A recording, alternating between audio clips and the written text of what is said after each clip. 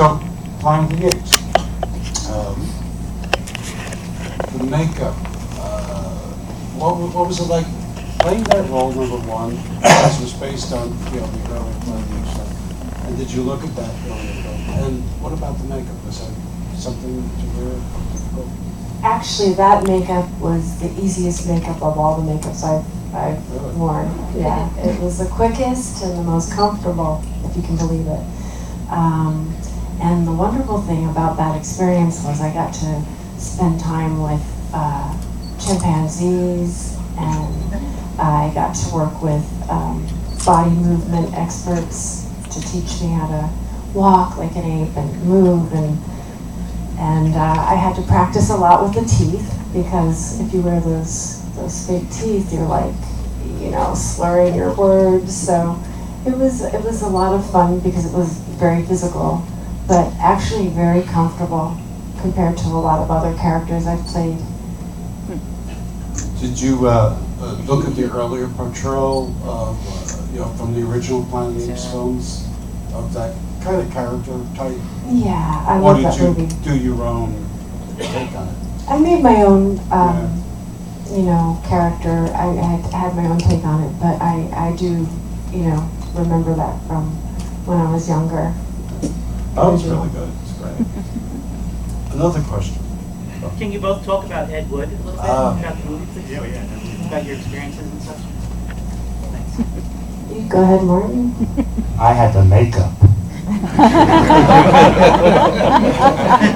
How many hours? I had to sit for 3 hours in my makeup chair. She had it easy. No, I didn't. I had 3 hours as well. We took a lot of time. That's right. Anyway. Ed Wood was an unusual movie. I don't think anyone outside of Tim Burton would have made that picture. So it was, he was going to do another movie actually with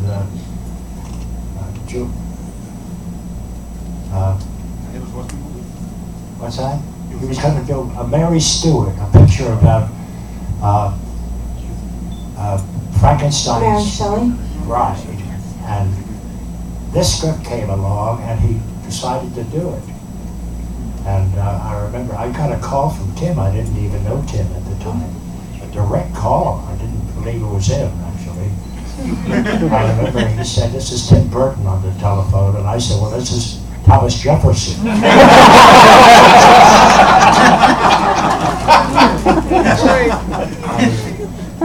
Usually other people. But he said, "A script is coming to your house. I'll either be at the studio or home." And he gave me his home telephone number. And sure enough, a script came, and I read it, and I loved it. And we talked after that. And you, of course. Well, that was also challenging for him because it was in black and white, and that was a big issue. Well, I never told you this, but we shot a couple of tests in color. And I remember Tim saying to me, "You want to see the rushes tomorrow, the dailies?" I said, "No, you go by yourself." And they were shot in color. And Tim called me and said, "It works pretty well." And I went to see it, and I hated it. It worked maybe 10% of the time. And then I went back home, and my fax machine was sitting in front of me, and I had taken some photographs in the makeup chair in color. I put them through the fax machine, and they came out black and white. And I looked at it in astonishment. I said, "That's what's wrong." Lugosi never made a color movie. Ed Wood never made a color movie.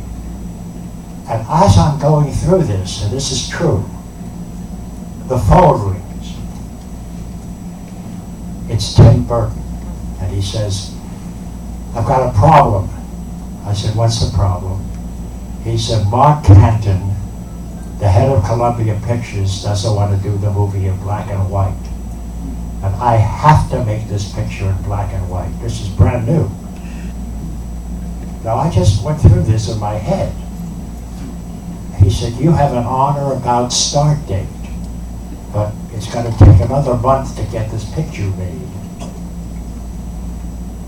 Are you still on board? I said, yeah, yes. Because I literally had just gone through what he had come up with, which was he wanted to shoot in black and white, and it needed to be in black and white. And I said yes, and that's how I learned about it. But you? He asked me if I thought it should be in black and white or color, and I said definitely black and white. Wow. And it wasn't easy for him to have to do it in black and white. I think it was a real fight. Well, he moved it to Disney then after that, because Columbia did not want to do it in black and white. So Tim called Disney and they said, whatever you want to do. And that's why it was going to take another month to prepare to do it black and white with, different idea in terms of cinematography and so on. Everything. The set decorating and all of that needed to be thought differently. Yes. You said. Martin, can you tell us about how you came to get the role in the X-Files movie? Yes. Please. Chris Carter called me after the series had been on television, and he was doing a movie. And he said, I want you in my movie. I said, well, okay. I said, I'm not good at discussing that stuff. He said, the script's coming, and you read it and get back to me. And I read it, and there was no part there. It was all exposition. It was a bunch of information. In fact, information that didn't make any sense to me at all. There was stuff designed to get David Duchovny to go out on a wild goose chase and come back and beat me up emotionally because what the hell are you sending me out for? And I do it again and again in that movie, and that's the whole purpose of that part. Kurt Smiler was his name. Chris said he's got to be paranoid and sane at the same time. I said, that's impossible. I said, if you're crazy, you're not sane. And if you're sane, you're not crazy. He's got to be both. Enough so to send David out on these wild goose